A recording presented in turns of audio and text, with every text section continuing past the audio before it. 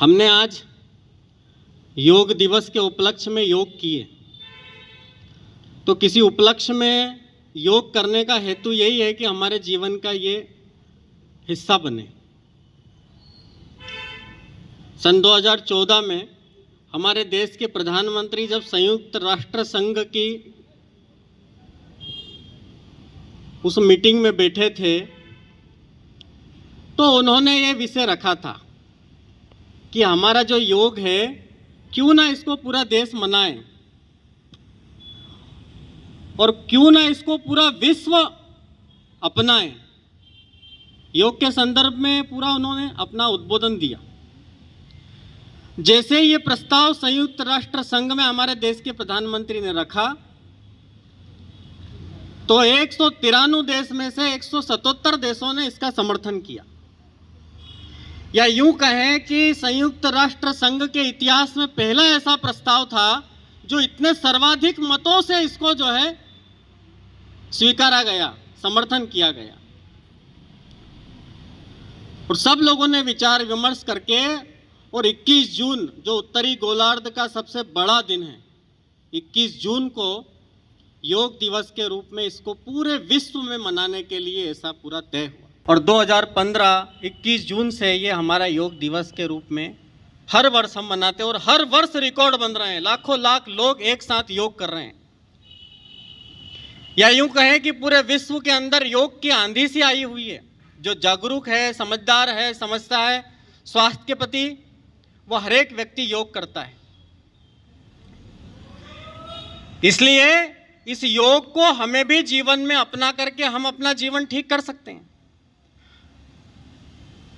तो योग को समझना है तो केवल हम शारीरिक ठीक करने के लिए योग करते हैं, इतना मात्र योग नहीं है। हम श्वास प्रश्वास जल्दी जल्दी लेना छोड़ना करते हैं, यह भी योग नहीं है। योग एक बड़ा विषय है, इसके 8 अंग है। भगवान शंकर ने इसको प्रारंभ किया। भगवान शंकर के डमरू से यह प्राप्त हुआ। बाद में महर्षि पतंजलि ने इसको जो है सूत्र रूप में हम सबके सम्मुख रखा। उन्होंने 8 अंग इसके रखे। यम नियम आसन प्राणायाम प्रत्याहार धारणा समाधि च योग अष्टानि अंगानि, 8 अंग है। तो पहला यम है, फिर नियम है। तो यम में 5 है। सत्य, अहिंसा, अस्तेय, अपरिग्रह, ब्रह्मचर्य।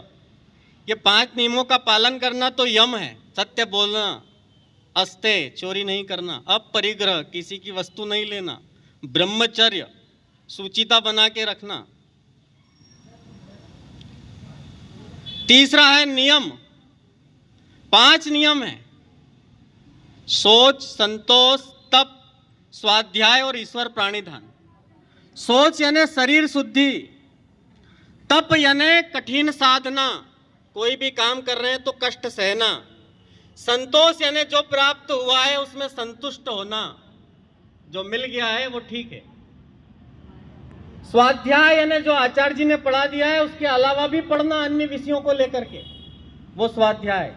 और ईश्वर प्राणिधान का अर्थ है कि प्रार्थना में ईमानदारी पूर्वक सरस्वती की वंदना करना, भगवान का पूजन करना। यम और नियम।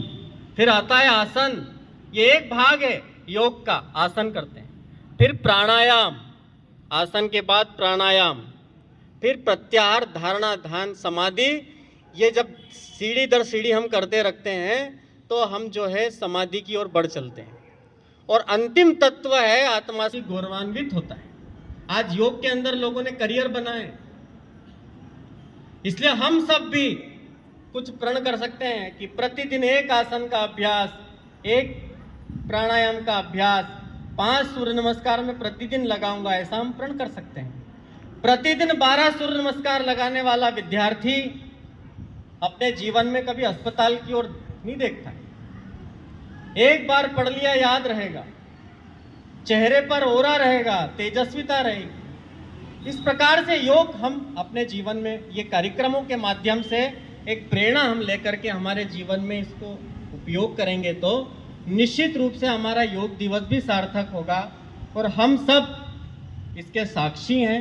हम सबके सम्मुख पूरा